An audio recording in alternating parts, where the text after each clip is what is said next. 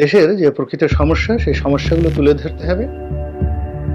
যুক্তরাষ্ট্র প্রবাসী বাংলাদেশি সাংবাদিক ইলিয়াস হোসেন তার একটি ভিডিও বা তথ্য আমাদেরকে নিয়ে যায় এক অজানা রাজ্যে। বের হয়ে আসতে শুরু করে থলের বিড়াল। তার প্রতিটি তথ্যই যেন দুর্নীতিবাজদের জন্য আতঙ্কের কারণ হয়ে দাঁড়ায়। বলা যায় ইলিয়াস হোসেন বাংলাদেশের রাজনীতির প্রেক্ষাপটে এক অজানা তথ্য ভাণ্ডার।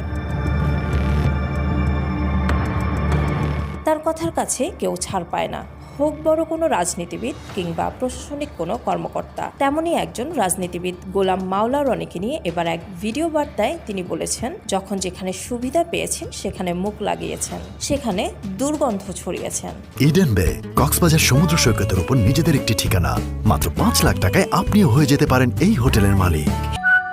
ইডেন বে, আ কনসার্ন অফ ভাইয়া হোটেলস। আর যেখানে গিয়েছেন সেখানে তাকে অসম্মানজনকভাবে ভাগিয়েছেন। গোলাম মাওলা রনি কখনো আওয়ামী